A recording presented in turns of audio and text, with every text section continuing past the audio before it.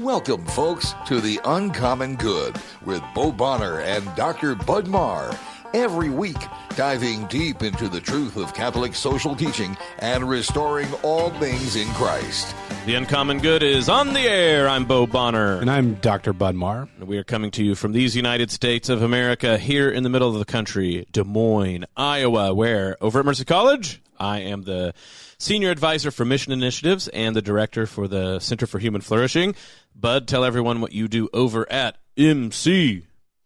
I am the Associate Provost, not the Assistant, the Associate. He associates and he provokes, right? Your job is provoking. It is. Well, it's a legitimate question for me because I see assistant dash titles and then associate dash titles like in corporate speak.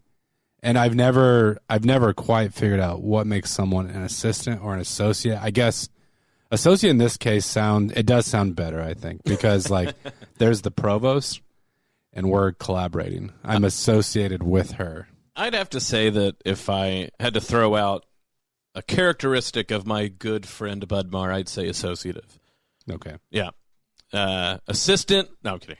No, you assist in many ways. I see you assisting all the time. If I play pickup basketball, I'm a big I have a lot of assists. Assist man. I drop dimes. That's true. Now you can ask whether I am senior or advisory or directive of anything, but you know what? We'll save that for another time because this is the Uncommon Good. We're glad that you are joining us this Wednesday, but it's July 4th week. Most people are confusing Wednesday for Tuesday. I know that it's easy to get confused on the good old 4-day weeks.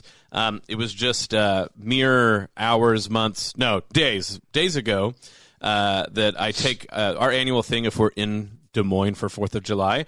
Is we go to the top of the parking garage that's right next door to Mercy College, speaking of mchs.edu, and you can look in every single direction, and people are just going absolutely bonkers with the fireworks.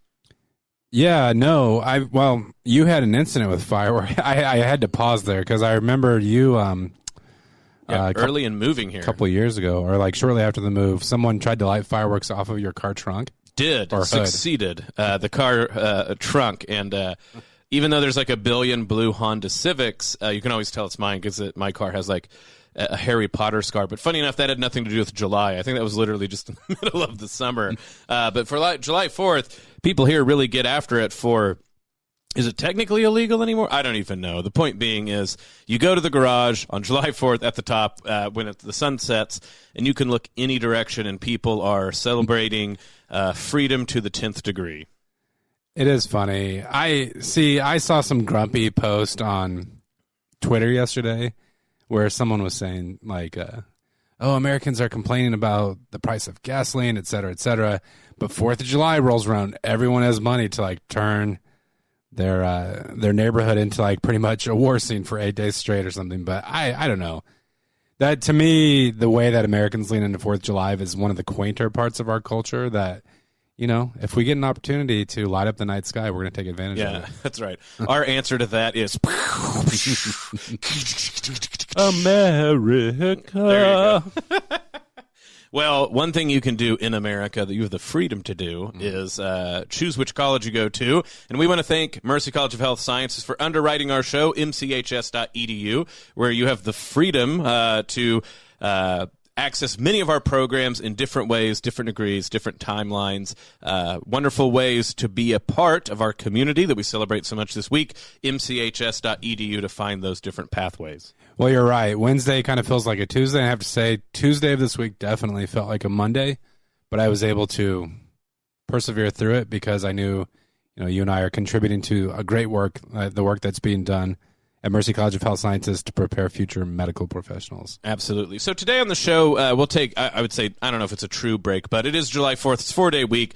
It's good to, like you said, be bright and shiny and snappy, like those fireworks that we're talking about. So, sure, we'll go ahead and still talk about sacrificial leadership, but we wanted to talk about July 4th, not only like what we celebrating things like patriotism, the true idea of like loving the place that has given us our birth and things like this, but also maybe how July 4th should call to mind the idea of sacrificial leadership and being willing to make sacrifices not only for the country as a whole, but our local communities, the regional communities, and everything in between.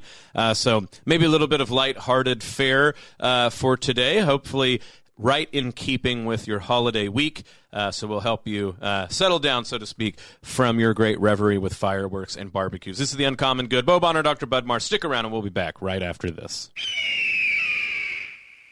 St. Vincent de Paul helps so many people. You're right, Zoe. St. Vincent de Paul Executive Director Steve Havman here. We are serving over 32,000 local residents with food, clothing, furniture, and financial assistance annually. We invite you to learn more about all of our life-changing programs that positively impact so many Iowans by simply Googling St. Vincent de Paul of Des Moines. Our mission is to help those in need become self-sufficient through education, community connectedness, and unconditional support. Help us, help others. Even kids! Support for Iowa Catholic Radio provided by Farm Bureau Agent Cindy Schulte, an authorized independent agent for Walmart Blue Cross and Blue Shield of Iowa, an independent licensee of the Blue Cross Blue Shield Association. Learn more at 515-226-2111 or cindyschulte.com. Support for Iowa Catholic Radio is provided by Bell Construction. Bell Construction is a full-service residential and commercial roofing contractor in the Des Moines area since 1988. Bell Construction, 515-963-4494. Thank you, Bell Construction, for supporting Iowa Catholic Radio. Support for Iowa Catholic Radio is provided by CTO. Your support has helped thousands of students attend our Catholic schools. CTOiowa.org. At CTO, the bottom line, it's for the kids and their future. Support for Iowa Catholic Radio is provided by Dental Associates, addressing your smile needs and dreams. 515-225-6742. Des Moines-DentalAssociates.com. Thank you, Dental Associates, for your support of Iowa Catholic Radio. Support for Iowa Catholic Radio provided by Knights of Columbus, Borman, and Pfeiffer agencies, serving the Catholic families in Iowa. The Knights of Columbus is a fraternal benefit society providing financial security to members and their families, specializing in life insurance, long-term care insurance, disability income insurance, and retirement annuities. And you can reach Knights of Columbus field agent Rob Ryan at 563-689-6801. That's 563-689-6801. Thank you, and God bless. Back with The Uncommon Good. Bo Bonner, Dr. Bud Marr, joining you this Wednesday. Thank you for listening to the show. And as we said at the opening here, a little July 4th week action for you. A little bit lighter maybe than what we've been doing with the sacrificial leadership. Still want to talk about that a bit, but Bud, want to talk about how the common good and many of our themes are worthy of sort of contemplating today. The week we celebrate the country that has given us birth and the country that we live in. And so I think maybe that's a good place to start. People throw out the word patriotism, and surely it is a loaded word in our political discourse. No one has to remind anybody of that.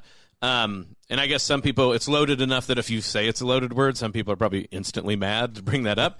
But I do think it's important to go back to this idea that patriotism, patria, father, right? So like we care about the place that has given us birth. I guess you could call it matriotism, too, because in many ways, our home is our motherland as well. But that idea of a familial love of a place hopefully grounds us in what it means to say that since, we are the religion with the Word made flesh, that all down throughout the ages, a love of where you come from has always been considered important. Now, we can get immediately in, to cordoning off these discussions about, of course, Thomas More, right? I die a good servant of the king, but God's first, all the way to Jesus himself, not going against the law of the land of Rome, but certainly opposing it in his person and the willingness to die on the cross. All of those things beside to say you don't have to give a thumbs up to everything that your country does, but precisely even when it comes to things like criticism, that they come out of a love because this is the place that has given us our world. We didn't come into being anywhere else but here. And that, like you said at the opening, right, like something like the giddiness of a child shooting off fireworks and grilling out because it's summer, I think is exactly a sort of right level where we get at about what it means to love a place like its family and celebrate the fact that we love it in that way.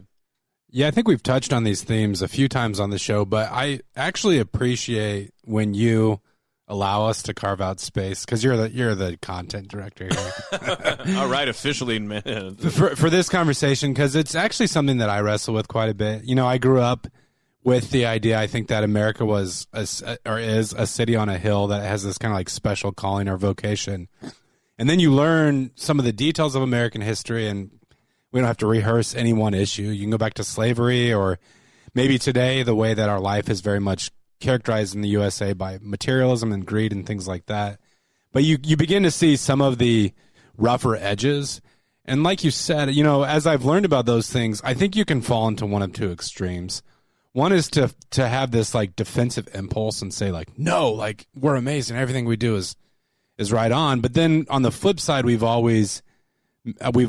probably also met someone who like just is like uniquely fixated on this, and they can't see like maybe the shortcomings in other countries, you know. So it's like America is uniquely evil. And there probably is a golden mean there. And the golden mean, like you said, is charitably critical, like being open to the shortcomings, like the prophets in the New Testament, speaking to those when called by God, precisely because of this love for one's people or one's homeland. And so like having a kind of prudence when it comes to that.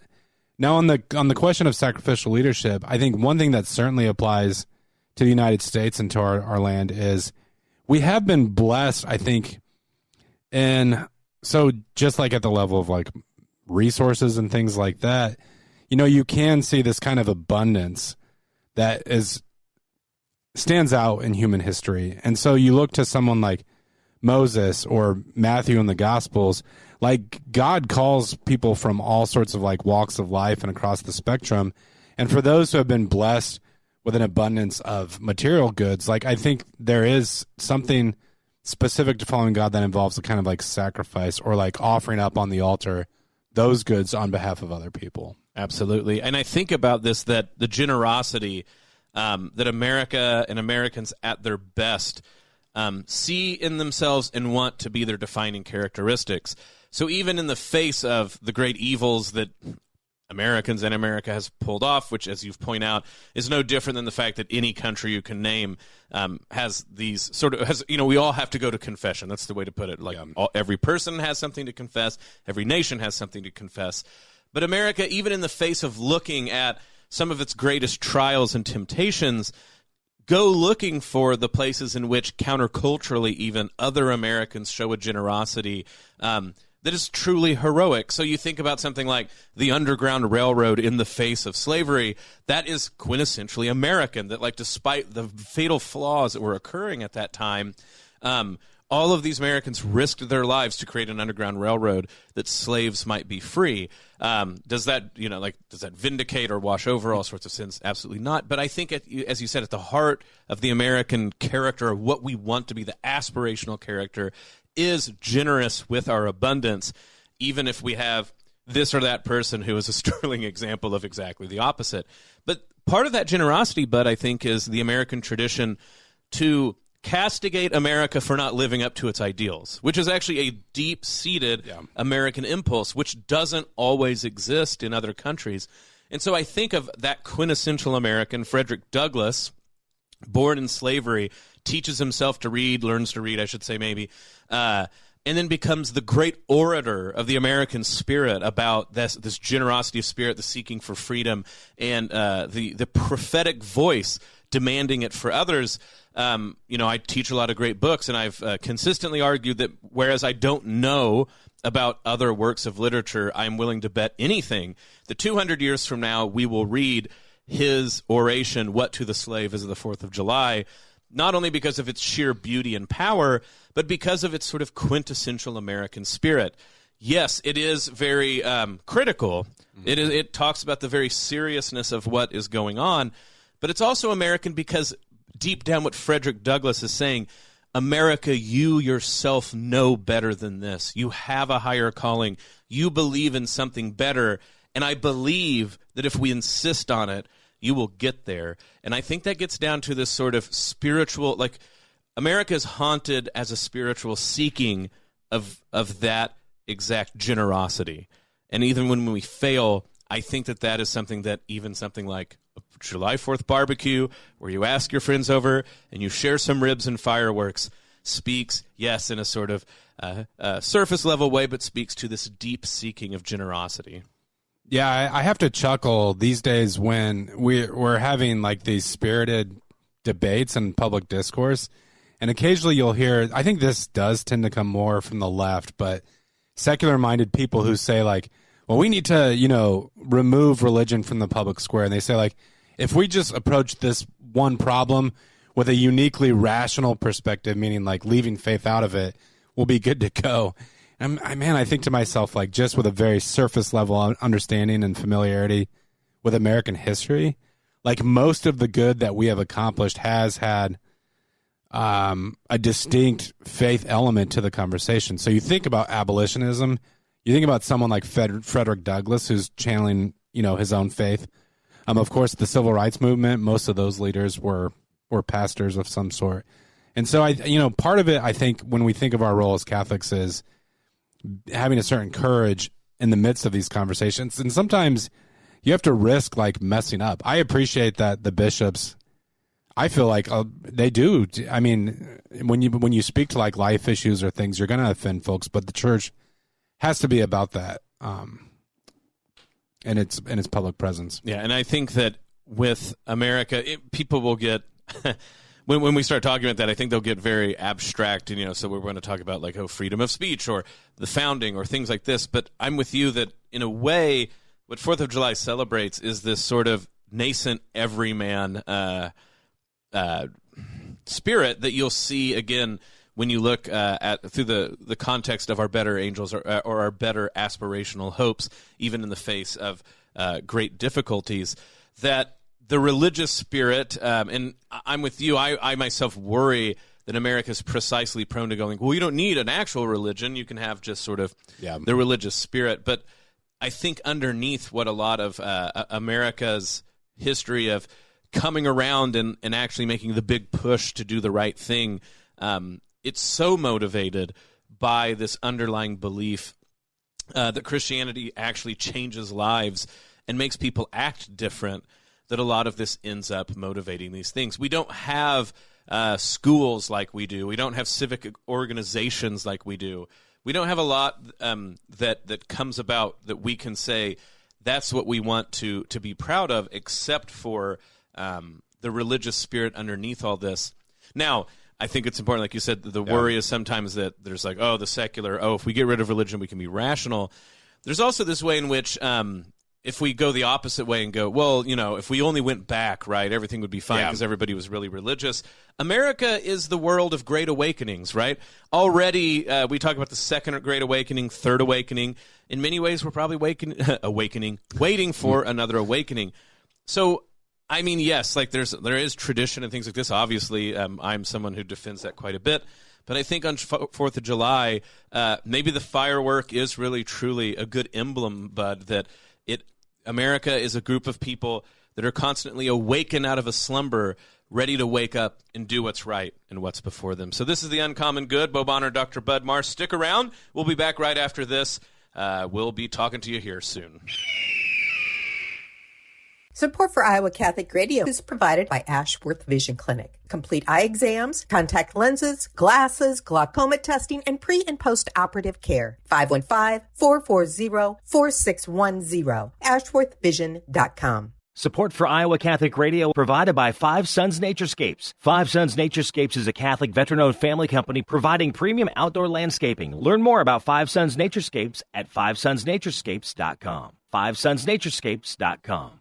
Support for Iowa Catholic Radio is provided by Marr Security, a Catholic-owned family business providing security solutions for homes and businesses since 1953. PerMarSecurity.com, 515-244-5660. Support for Iowa Catholic Radio is provided by the Sarah Vocations Ministry. Sarah is an apostolate dedicated to the support of new and existing vocations to the priesthood and consecrated life. Learn more at joinsarah.org, joinsera.org.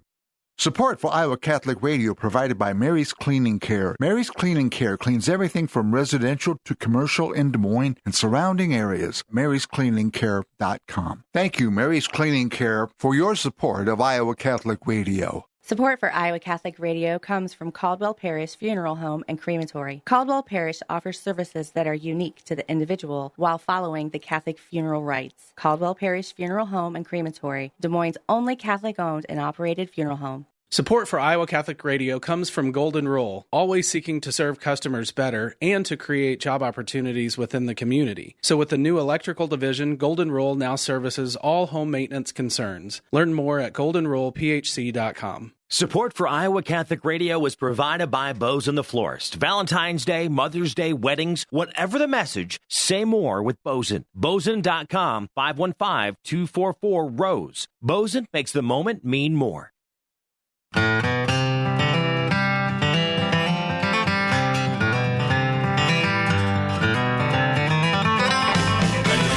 Good. Bo Bonner and Dr. Bud Marr joining you this Wednesday. Thank you for listening to the show. So, Bud, we're talking about your July 4th entire week, and relating that to sacrificial leadership, the common good, things like this. I know we've brought up the point before, probably a lot. People are probably like, oh, here they go again.